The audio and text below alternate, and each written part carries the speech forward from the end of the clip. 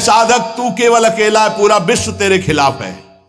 पूज्यपाद उड़िया बाबा, फिर भी तुझे अपने कदम नहीं रोकने, ऐसे चलना। ये नहीं कि चार के सहयोग से हम चल रहे हैं, नहीं। सिंहवती अकेले मार्ग है, हजारों के बीच में तो भी अकेले हो, अकेले हैं तो अकेले हैं ही। चल चला चल राह में अनुभूतियों का ले सहारा, कौन तेरा साथ देगा, व्यर्थ में किसको पुकारा। यहां जिसको साथी बनाओगे तुम्हारे चिंतन को चुराएगा, तुम्हें परास्त करेगा, तुम्हें उठाएगा नहीं, उठाएगा तो केवल हरि गुरु।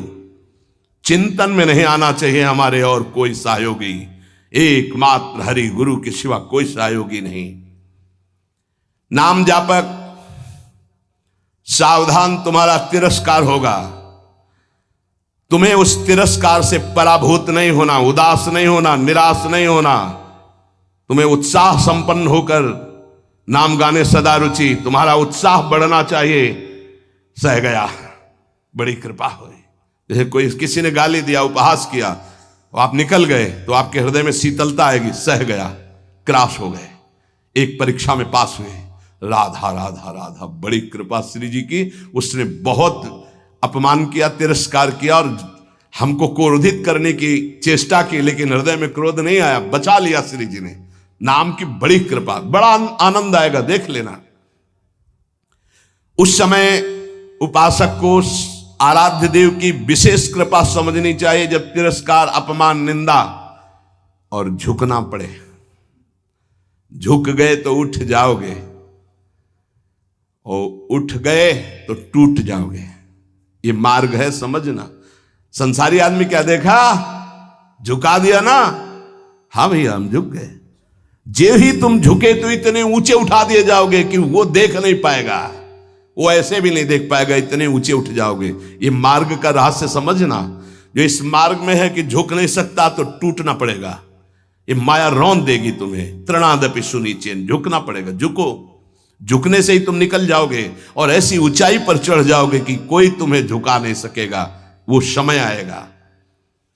अतएव इस नाम की महिमा सुनने के बाद यदि नाम में प्रीति नहीं हुई तो पक्का दुर्भाग्य बहुत जोर का है।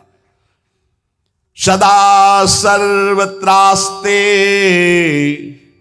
ननु विमलमाद्यम तब पदम तथापेकम स्तोकम नहीं भवतरो पत्रम अभिनत क्षणम जिह्वाग्रस्थम तव तु भगवन्नाम निखिलम समूलम संसारम कृसति कतरत सेव्य मनयो। यद्यपि नाम बहुत पवित्र महामहिम है, निष्कल है, निष्कारण है, ब्रह्म स्वरूप है, तथापि महामहिम करुणामय है, इसलिए घोर पापी की भी जिह्वा नाम को ले सकती है। पर वही नामी सर्वत्र विराजमान है, किसी के भी दुख नहीं मिटा रहा। ध्यान देने का विषय। सर्वदा सर्वत्रास्ते ननु विमलमाद्यम तव पदम, यही परम पद स्वरूप भगवान सबके हृदय में विराजमान, लेकिन सकल जीव जग दीन दुखारी, सबके हृदय अछत विकारी, गोस्वामी जी लिख रहे हैं। लेकिन सकल जीव जग दीन दुखारी, क्यों ऐसा? बोले तहां बेदस कारण राखा, भजन प्रभाव संत श्रुति भाखा। भगवान के होने पर दुर्गति नहीं रुकी, लेकिन सदगुरु के हो जाने पर जो नाम दे दिया, आप सदगति नहीं रुक सकती। प्रभु ये देख लिया कि आपसे भी बढ़कर महिमाशाली और करुणामय आपका नाम है, पर यह है तो आपके हेतु की ही कृपा कि हमारी जिह्वा पर आपका नाम आया, आप हमें गुरुदेव रूप से मिले। अब ये नाम संपूर्ण संसार को जो अविद्या सजाती है, इस अविद्या को जड़ मूल से नष्ट कर देगा। अतः प्रभु हमने निर्णय किया है, महर्षियों ने निर्णय किया है कि आपसे बढ़कर के आपकी महिमा, आपका गुण, आपका प्रेम समुद्र जो स्वरूप है, उससे भी बढ़कर के नाम है। क्योंकि आपके होते हुए दुर्गति नहीं रुकी। लेकिन जब नाम हमारी जिह्वा पे आ गया तो सब बात बन गई। आपन्नः संस्कृतिम घोराम यन्नाम विविशो गृणन् ततः सद्यो विमुच्येत यदि बिभेति स्वयं भयम। हर जीव जन्म मृत्यु के चक्र में बड़ा घोर दुख प्राप्त कर रहा है। इस स्थिति में एक ही परम साधन साध्य महर्षियों ने निश्चय किया है, प्रभु का मंगलमय नाम। जो नाम उच्चारण करना प्रारंभ कर दिया वो स्वयं मुक्त हो जाता है और भगवान के नाम जापक भक्त से भयभीत होकर भय भाग जाता है, इसलिए वो निर्भय हो जाता है। मान लीजिए तो जान जाओगे। एतन् निर्विद्यमानाना मिच्छताम कुतो भयम योगिनाम नृप निर्णीतम हरिर्नामानुकीर्तनम। जो लोग इस लोक में या परलोक में परम मंगल और परम सुख और परम उन्नति चाहते हैं, जो संसार के दुख को मिटाकर महासुख में निमग्न होना चाहते हैं, जो निर्भय मोक्ष पद चाहते हैं या योग संपन्न सिद्धियां चाहते हैं या शास्त्रों का परम ज्ञान चाहते हैं, जो भी चाहते हैं वो नाम जपना प्रारंभ कर दे, सब कुछ प्राप्त हो जाएगा। जिसने नाम स्वीकार कर लिया सब कुछ जागृत हो जाएगा। नैवं विधा पुरुषकार उरुक्रमस्य पुंसाम तदंगी रजसा जित सद्गुणानाम चित्रम विदूर विगतः सकृदा ददीत यन्नामधेय मधुना सजहाति बंधं। आहा, जिन्होंने नाम जब प्रारंभ किया, भगवान के चरणों का नाम का प्रताप उदय हुआ, वो शरीर के सारे विकारों पर विजय प्राप्त कर लेते हैं। बातों से नहीं, नाम जप से, बातों से नहीं। भूख प्यास शोक मोह जरा मृत्यु ये क्षय सबको अधीन किए। काम क्रोध लोभ मोह मद मत्सर ये क्षय सबका क्षय किए हुए हैं, नाश कर रहे हैं। मन पांच ज्ञानेंद्रियां ये क्षय, काम क्रोध आदि क्षय, भूख प्यास शोक मोह जरा मृत्यु ये क्षय, इन सब पर विजय प्राप्त कर लेता है नाम जापक। पांच ज्ञानेंद्रियां कब्जे में, मन उसके कब्जे में, भूख प्यास शोक मोह जरा मृत्यु कोई भय नहीं उसको। काम क्रोध लोभ मोह मद मत्सर इन पर विजय किससे? नाम से, नाम से, भजन से। बारी मथे घृत होए बरु सिकताते बरु तेल बिनु हरि भजन भवतरी या सिद्धांत पेल। अन्य कोई पुरुषार्थ नहीं, सबसे बड़ा पुरुषार्थ तुम्हारे नाम जिह्वा पर चलने लगे। चाहे संसार से बहिष्कृत एकदम नीच घोर पापी हो, यदि वो प्रभु का नाम जपना प्रारंभ कर दे तो जगत पूज्य हो जाएगा। अहो वत्स पचतो गरीयान्य जिह्वाग्रे वर्तते नाम तुभ्यम ते पुस्तपस्ते जुहवो सस्नुरार्या ब्रह्मा नोचुर नाम गृणंति एते। वो चांडाल भी सर्वश्रेष्ठ जगत पूज्य हो जाता है जिसकी जिह्वा के अग्रभाग पर भगवान का नाम विराजमान है। उसने तपस्या कर ली, यज्ञ कर लिया, तीर्थ स्नान कर लिया, सदाचार का पालन कर लिया, सब वेदों के अध्ययन का फल प्राप्त कर लिया, जिसने नाम जपना प्रारंभ कर दिया। इसलिए बड़े बड़े ब्रह्मवादी ऋषियों का, शास्त्रों का, भक्तों का, सबका एक साथ मत है कि निरंतर नाम जप ही सर्वश्रेष्ठ साधन और साध्य है। ये बहुत बड़े महापुरुष हुए हैं, स्वामी श्री कृष्णानंद अवधूत जी, इनकी महिमा पीछे गंगा किनारे सुनने को मिली। बहुत उच्च कोटि के महापुरुष ये कह रहे हैं कि नाम जप करने वाले और कीर्तन करने वाले की सावधानियों का मैं वर्णन करता हूं। यदि सावधान रहे तो ऐसे नाम प्रकाशित होगा जिसकी महिमा आप सुन रहे हैं। जो नाम जप करने वाले हैं, कीर्तन करने वाले हैं, सबसे पहले उनको चाहिए कि अपने कुल, विद्या रूप, जाति और धन आदि के मद का सर्वथा तिलांजलि दे दें।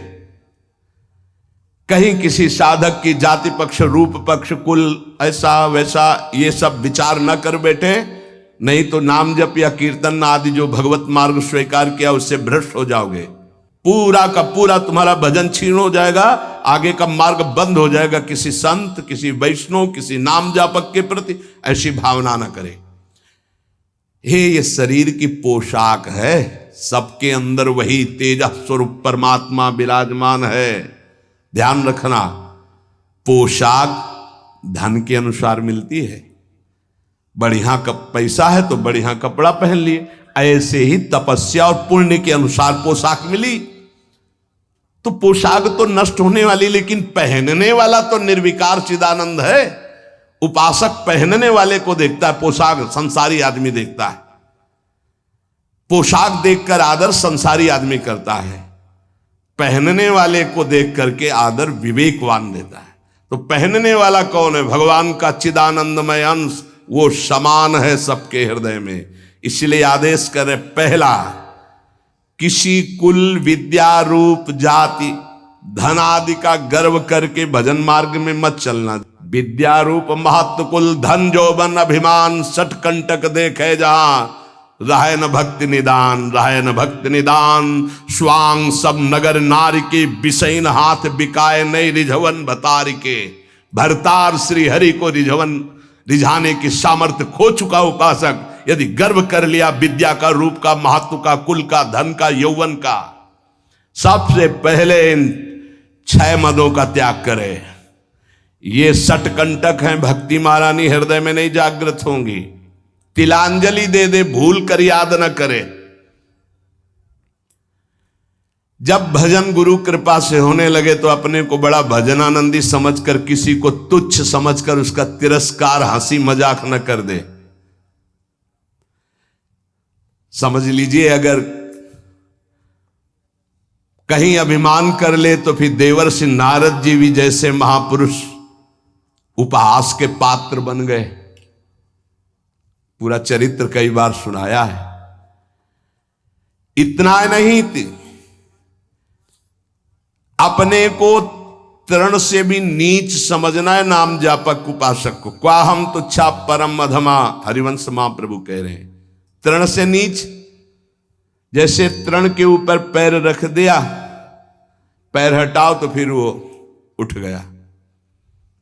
साधक का अभिमान तृण से भी दबा हुआ होना चाहिए। कोई गाली दे रहा है, कोई पूजा कर रहा है, उसकी रुचि है, अपनी मस्ती में नाम जप। किसी के अपमान करने पर हमारे साधन में फर्क नहीं पड़ना चाहिए। हमारी उदासी नहीं बढ़नी चाहिए। अब क्या होगा, अब तो निंदा हो गई, अब तो अपमान हो, तो प्रशंसा के लिए साधना कर रहे थे क्या? हमारी साधना में, हमारी दिनचर्या में फर्क नहीं पड़ना चाहिए। कोई पराभव हमारा करना चाहे तो हमारा साधन नहीं रुकना चाहिए। बहुत बहुत बड़े महापुरुष की बात कर रहे हैं ये जो वर्णन कर रहे हैं। इन्हीं के लिए कह रहे, कभी 1 सेकंड दिनचर्या में फर्क नहीं पड़ता था। साधकों के ऊपर ये बहुत इस बात का शासन करते थे कि साधक अपनी दिनचर्या में उठना और शयन करना से लेकर के पूरी दिनचर्या में राइट टाइम होना चाहिए, तभी सिद्धावस्था प्राप्त होती है। ये नहीं होना चाहिए कि अब जब मन आया तब सो गए, जब मन आया तब जग गए, जब मन आया तो आ गए, जब मन आया नहीं। ऐसा दिनचर्या नहीं होती साधु की, भगवत प्राप्ति वाले की। अपना कोई पराभव कर दे तो हमें कभी अपमानित नहीं होना है, दबना नहीं है। पराभव कर रहा है वो, हमें नीचा दिखाना चाहता है, हमारा दबना माना जाएगा यदि हम अपनी दिनचर्या और साधना छोड़कर उदास होकर बैठ गए। अब क्या होगा, 4 लोग निंदा करते हैं, 4 लोग खिलाफ, पूरा विश्व खिलाफ हो जाए। अत्यंत दीन भाव से प्रत्येक प्रभु के विधान में प्रसन्न होते हुए नाम जप करो। नाम जापक को बहुत सहनशील होना पड़ेगा। अभी तो नाम महिमा सुनी, अब कैसे जपा जाता है उसको समझिए। जैसे वृक्ष जाड़ा गर्मी वर्षा सब द्वंद्वों को सहता है। कोई ईंट मारता है तो चाहे एक पत्ता ही दे, वो देगा, वो उसको कष्ट नहीं पहुंचाएगा। छाया, फल, पत्ता, कोई काट दे तो कोयला लकड़ी देगा ही, वो कष्ट नहीं देगा। इसी प्रकार नाम जापक कोई विरोध करे, कोई तिरस्कार करे, कोई उपहास करे, कोई उपेक्षा करे, कोई अपमान करे, सहन करे, इतना ही नहीं और मृदु भाषण और नमस्कार पूर्वक उसकी वंदना करे। यह है नाम जापक की सामर्थ्य। वो उपहास कर रहा है, राधा राधा राधा, वो कटु भाषण कर रहा है, वो मीठा बोल करके राधा राधा, वो अप्रसन्न करना चाहता है, वो प्रसन्न मुद्रा में, वो मर्म भेदी वचन बोल रहा है, वो क्षुब्ध ना होकर प्रसन्न होकर बोल रहा है। यही गोस्वामी जी कहते हैं, बूंद अघात सहाई गिरि कैसे, खल के बचन संत सहे जैसे। जैसे महान पर्वत पर बूंदे गिर रही, क्या फर्क पड़ता है? ऐसे ही अपमान, निंदा, नाना प्रकार के तिरस्कार, क्या फर्क पड़ता है उस संत हृदय में? बूंद आघात सहाई गिरि कैसे, खल के बचन संत सहे जैसे। अत्यंत विनम्र, सहनशील, मान की किंचन मात्र भी इच्छा और परवाह नहीं, सबको सम्मान देते हुए निरंतर प्रभु का प्रसाद उपासक को प्राप्त होता है, जो नाम जप नाम कीर्तन करता है। नाम जापक में आचार शुद्धि, शरीर शुद्धि और भाव शुद्धि तीनों अत्यंत आवश्यक हैं। भाव संशुद्धि पहला, नाम जापक पहला लक्ष्य बनाए कि नाम का फल केवल नाम निरंतर जपना है। भगवान भी आके सामने खड़े हो जाए तो नाम जप बंद नहीं होगा। यह हमें सामर्थ्य चाहिए, ये भाव संशुद्धि।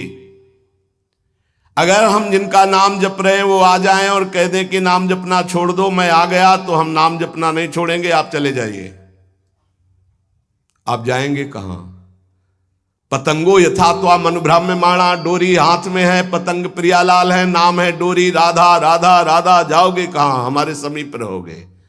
पूज्य भाई जी महाराज, पूज्य गोस्वामी तुलसीदास जी महाराज, वो महान उपासक जो राम से भी बढ़ करके राम के नाम का आदर किए हुए हैं। प्रभु आए, नाम छूट गया तो नाम से बढ़कर नामी हो गया। प्रभु आए, नाम नहीं छूटा, तब नाम का आदर। यहां तो रुपया पैसा भोग सामग्री में नाम छूट जाता है, प्रभु की बात क्या है? ध्यान दीजिए। भाव संशुद्धि, नाम जापक को, नाम कीर्तन करने वाले को पहले दृढ़ निश्चय करना है, किसी भी परिस्थिति में नाम का सौदा नहीं करेंगे, चाहे नामी ही क्यों ना आ जाए। नाम का फल है नाम में अखंड प्रीति हो जाना। श्री हरिवंश नाम का फल, हरिवंश नाम में रति। श्री हरिवंश नाम नित कहो, नाम प्रताप नाम फल लहो, नाम हमारी गति सदा। जैसे वह हरिवंश सुनाम पावे, तिन चरणन विश्राम, नाम रटन संतत करे। नाम नाम नाम हमारी गति, नाम हमारा साधन, नाम हमारा साध्य। भाव संशुद्धि, नाम जापक मान बड़ाई छूने न पावे, ईर्ष्या द्वेष परास्त न करने पावे, धन का लोभ, भोग सामग्री का लोभ मन में ना आने पावे। बहुत ध्यान से सुनो, बहुत बड़े महापुरुष, चूंकि इनकी महिमा पहले से सुने, बहुत प्रभावित हृदय है। ये बहुत एकांत प्रिय महापुरुष थे। इन्हें सबसे ज्यादा इनकी प्रसिद्धि थी दिनचर्या। ये अपनी दिनचर्या को श्री भगवान मानने वाले और महान पुरुष, महान बैरागी, प्रतिग्रह शून्य और वस्तु स्थिति के बोध प्राप्त किए हुए अवधूत महापुरुष श्री कृष्णानंद स्वामी जी महाराज। मान बड़ाई नाम जापक को छूने न पावे, ईर्ष्या द्वेष छूने न पावे, लोभ भोगों का संग्रह प्रतिग्रह छूने न पावे, ये मलिन भाव सदैव दूर रहे। ये नाम जापक कीर्तन करने वाले उपासक दंभ ना आने पावे, दिखावा ना आने पावे, बनावटीपन ना आने पावे। ध्यान दीजिए, स्वामी जी कह रहे हैं आजकल नाम जापक कीर्तनकार कीर्तन और नाम जप की ओट में बड़ा अनर्थ कर रहे हैं। बड़े महापुरुष हैं, ये अपनी वासनाओं की पूर्ति का खेल खेलने लगते हैं, ये नाम का कीर्तन का दुरुपयोग करने लगते हैं। जिनको ज्ञान नहीं ऐसे लोगों को फंसाकर अपनी वासना की पूर्ति करते हैं। ये आजीविका चलाने लगते हैं, अपने को भक्त कहलाकर पुजवाने लगते हैं, कीर्तन मंडली बना करके वासना की पूर्ति करने लगते हैं। ये महापुरुष हैं, इनकी बातें सुननी चाहिए। हृदय से दंभ पाखंड रोग नष्ट हो जाएगा। कीर्तनकार नाम जापक इस विरुद्ध आचरण को कभी छूने न दे अपने जीवन में, चरित्र में। मलिन भाव को दूर से ही रखे तो भाव संशुद्धि होती है। जिसका भाव शुद्ध हो जाता है, नाम जप और नाम कीर्तन में उसके सामने प्रभु दिखाई देते हैं। पक्का पक्का, इसमें कोई संशय नहीं। नाम जप का अगला फल है नामी की हर समय सानिध्य का अनुभव होना, उनके रूप का साक्षात्कार होना। केवल प्रभु को रिझाने के लिए हम कीर्तन करते हैं, नाम जप करते हैं, कोई और सुन ले उसके भाग्य, हम किसी और को सुनाने के लिए नहीं। पवित्र नामों का कीर्तन, पवित्र नाम का जप, अंतर और बाहर की पवित्रता, आनंद के लिए, भाव संशुद्धि, अब आचार संशुद्धि। नाम जापक जिनके आचरण गंदे हैं और कहते हैं मैं नाम जप करता हूं, नाम कीर्तन करता हूं, ऐसे लोगों से बहुत दूरी बना के रखनी चाहिए। पूज्य महाराज जी कह रहे हैं ये नाम का जप या नाम का कीर्तन का लाभ नहीं ले पाएंगे। जो लोग अपनी शास्त्रीय मर्यादा का त्याग करके पाश्चात्य सभ्यता का अनुकरण करते हैं और अपने को नाम कीर्तन या नाम जापक कहते हैं, भक्षाभक्ष का विचार नहीं, जितेंद्रियता नहीं, पवित्रता नहीं, इनको कभी नाम सफल नहीं हो पाएगा। यद्यपि ये भी नाम प्रीति से जपे तो उठ जाएंगे, पर ये नाम में दंभ करते हैं, पाखंड करते हैं, वासनाओं की पूर्ति का खेल खेलते हैं। अब जो कह रहे हैं बहुत समझने की बात है। हमारे शब्दों पर ध्यान दिया जाए। जो होटलों में जिनके विचार, जिनके आचरण अपवित्र हैं, ऐसे लोगों के द्वारा बने हुए भोजन को पाते हैं। जो अपवित्र बिस्कुट, डबल रोटी, बन, देखना महापुरुष जनों के वचन हैं। जो अपवित्र विचार, अपवित्र चरित्र, अपवित्रता का अपने जीवन में संचरण किए होटलों में बना रहे हैं, उनके हाथ का बना हुआ जो भोजन पाते हैं। जो अपवित्र बिस्कुट, डबल रोटी, बन, वो जो मोटा मोटा आता है, और नहीं आता है, वो इतना बड़ा मोटा आता है, उसमें लाल लाल ऐसे लगे होते हैं, बढ़िया। तो सुधार सम रसयितुम जिह्वास्तु में विवला नहीं हो पाएगा, यहां मना कर रहे। बंद तो बंद हो गया, बंद हो गया। सत्संग जो है सुनोगे तो रोज चाटा लगेगा। और सच्ची कह रहे हैं, अगर इसके अनुसार चल लोगे तो भजन बढ़िया बनने लगा। सात्विक भाव से ही भजन होता है। कम से कम अपने घर में जो रोटी बनाई जा रही, रोटी बन रही, श्री जी को भोग लग रहा, सात्विक तो है। कब बना, कैसे लोगों के द्वारा बना, क्या विचारधारा से बना, कितने दिन से वो बना रखा है। अगर शाम की रोटी सुबह दी जाए ना तो अभी हो जाएगा कि हम नहीं खाएंगे, बासी है। और 10 दिन महीना भर का बनाओ, बन बंद क्या कहते हैं, नहीं 10-15 दिन की तो होती ही होंगी, 5-6 दिन 10 दिन की वो डबल रोटी होती। अब हमें तो ज्यादा कुछ पता नहीं, लेकिन होती होंगी क्योंकि दुकानों में बिकती हैं। अब ऐसा तो नहीं कि ताजी फैक्ट्री से निकल के तुम्हारे सामने आ गई थाल में, ऐसा तो नहीं। उनमें तुम बासी नहीं देखते हो, उनमें तारीख भले देखते होगे कि एक्सपायर हो गई कि नहीं है। अगर शाम के एक्सपायर हो गई तो भी चल जाएगी कि क्योंकि कल की तक देखो हम मना कर रहे हैं, अगर मान लो तो मान लो, नहीं सुबह नाश्ता बिस्कुटे से करने का मन होगा और हम मना कर रहे हैं। अपने घर की एक रोटी बना लो, हल्का सा नमक लगा के और फिर पालो तो कैसा रहेगा। उसके साथ आप नाश्ता कर लो, एक रोटी बना लो। ये डबल रोटी की क्या जरूरत है, फिर डबल बुद्धि हो जाएगी, डबल रोटी में बुद्धि डबल हो जाएगी। बन बन नाम जप में मन नहीं लगेगा। हाँ, माला हाथ में बार बार ऐसे ऐसे करोगे, चर्बी बढ़ जाएगी। भजन के लिए भाई मना कर रहे स्वामी जी। होटलों का भोजन, बिस्कुट, डबल रोटी, बन, प्याज लहसुन से बना हुआ भोजन, फिर आगे तो बहुत ही निषिद्ध है जो अंडा मांस मदिरा आदि का सेवन करते हैं। ये जो लोग ऐसा भोजन करते हैं व्यर्थ में अपने को भजनानंदी और प्रभु प्रेमी बताते हैं। प्रभु प्रेमी कहकर अपने स्वधर्म का अपमान मत करो, अपने धर्म का तिरस्कार मत करो। ऐसा भोजन पाने वाला कभी भजनानंदी नहीं हो सकता। ये महापुरुषों के वचन है। कैसे चित्त शुद्ध हो सकता है? नियमाकुल जिसने स्नान नहीं किया है, जिसके वस्त्र पवित्र नहीं, उसके हाथ का बनाया हुआ भोजन पा रहे हो होटल में, तुम्हारा चित्त शुद्ध हो जाएगा। सात्विक आहार का सेवन करने वाला ही, सात्विक वृत्ति वाला ही आगे भजन में बढ़ता है। जो राजसिक तामसिक भाव वाले पुरुषों के द्वारा बना बनाया भोजन स्पर्श कर लिया जाए तो उसमें रजोगुण तमोगुण आ जाता है। फिर जिनको पवित्रता का ज्ञान नहीं, होटल में खड़े हैं, वो नहाए हैं कि नहीं नहाए, वस्त्र कैसे हैं, उनका विचार कैसा है, वो शौचालय जाके कितनी पवित्रता करते हैं और दाल रोटी बना करके वो दे रहे हो। आप उसी कुर्सी में वही मांसाहारी पा गया है, वही तुम पा रहे हो, वही मांस बना है, वही तुम्हारा भोजन बना है, दाल रोटी फ्राई। अब उसके बाद जो तुम्हारे दिमाग की फ्राई होगी उसको कौन बचाएगा? रजोगुण तमोगुण जो तुम्हारे अंदर छाएगा। इसीलिए भजन की सिद्धि कहां जागृत हो रही? दम्भ जरूर जागृत हो जाएगा, नाटक जरूर कर लोगे, लेकिन वास्तविक स्थिति थोड़ी आएगी। भगवत भजन के लिए तामसिक मलिन अपवित्र पदार्थ का सेवन दूर से ही त्याग दे।